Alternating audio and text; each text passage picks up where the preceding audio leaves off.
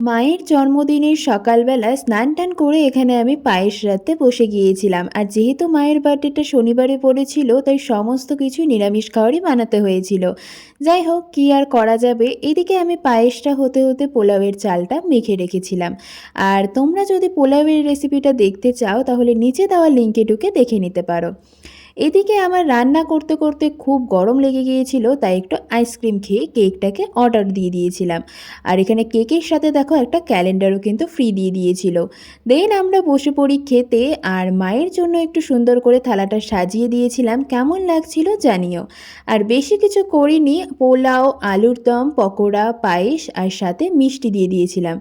দেখো, মেয়ে যেহেতু মায়ের জন্য সমস্ত কিছু আয়োজন করেছে, তাই মা এতটুকুতেই ভীষণ খুশি হয়ে গেছিল।